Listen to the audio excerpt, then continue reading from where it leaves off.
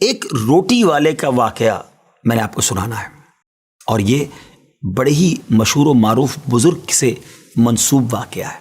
حضرت ابو بردہ رضی اللہ تعالیٰ عنہ راوی ہیں کہ حضرت ابو موسیٰ اشعری رضی اللہ تعالیٰ عنہ کی جب وفات کا وقت قریب آیا تو انہوں نے اپنے بیٹوں سے کہا کہ اے بیٹو، روٹی والے کو یاد رکھنا۔ پھر یہ واقعہ خود ہی بیان کیا کہ وہ روٹی والا کون تھا۔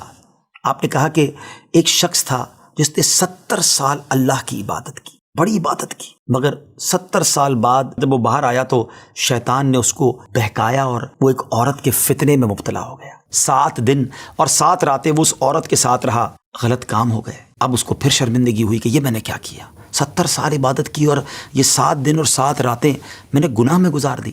بڑا شرمندہ، بڑا نادم، قدم قدم پر سجدے کرتا جاتا، توبہ کرتا جاتا۔ اب چلتے چلتے چلتے ایک مسافر خانے میں پہنچا تو وہاں 12 مسکین لوگ پڑے ہوئے تھے، لیٹے ہوئے تھے۔ اس نے بھی جگہ بنائی اور ان کے درمیان جا کر خود بھی گر کر سو گئے۔ اب رات میں ایک شخص آیا جو ان کو کھانا دیا کرتا تھا، روٹی دیا کرتا تھا۔ ایک ایک کر کے 12 روٹیاں لے کر آیا تھا، اس کو پتا تھا یہاں 12 مسکین رہتے ہیں۔ ایک ایک کر کے سب کو روٹی دینے لگا۔ وہ شخص جو یہاں آ کر اچانک بیچ میں آ کر لیٹا تھا، اس کو بھی وہ مسکین سمجھا اور اس کو بھی روٹی دے دی۔ لیکن ظاہر ہے کہ اگر ترتیب سے روٹی دیتے دیتے آگے آئے تو آخری نمبر والے کو روٹی نہ ملی، کیونکہ یہ تو 13 ہو چکے تھے۔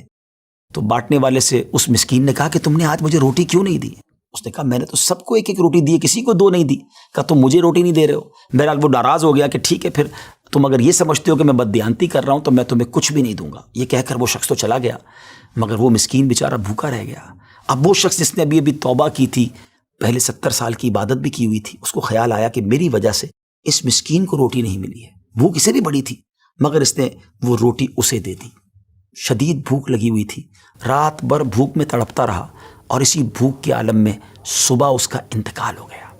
حضرت ابو موسیٰ اشعری رضی اللہ تعالیٰ عنہ فرماتے ہیں کہ جب یہ شخص اللہ کی بارگاہ میں پہنچا نا تو ایک پلڑے میں اس کی 70 سال کی عبادت رکھی گئی، اور ایک پلڑے میں وہ 7 دن اور 7 رات کے گناہ رکھے گئے۔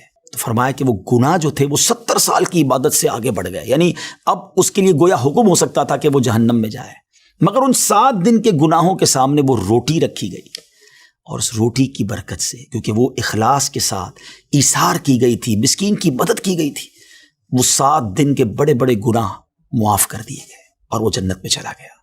پھر آپ نے اپنے بچوں سے کہا بیٹا روٹی والے کو یاد رکھنا۔ ناظرین، یہ واقعہ واقعی دلوں کے تار چھیڑ دیتا ہے۔ 2 باتیں سیکھنی ہیں کہ بعض اوقات کچھ لوگ کہتے ہیں یار میں نہیں بہک سکتا، میں تو بڑے اچھے ماحول میں ہوں۔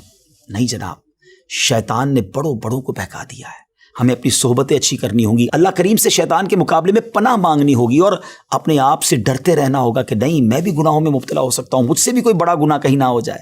توبہ کرتے رہیں، ڈرتے رہیں، خوف رکھیں اور اچھی صحبت اپنائیں۔ اور دوسری بات، صدقہ جو ہے نا وہ گناہوں کو مٹا دیتا ہے۔ صدقہ اللہ کی بارگاہ میں بڑا پسندیدہ ہے، غریبوں کی مدد کرنا یہ اللہ کو بڑا پسند ہے۔ ہمیں بھی چاہیے کہ وقتاً فوقتاً اپنے غریب پڑوسیوں، غریب رشتہ داروں، غریب مسلمانوں کی مدد کرتے رہیں۔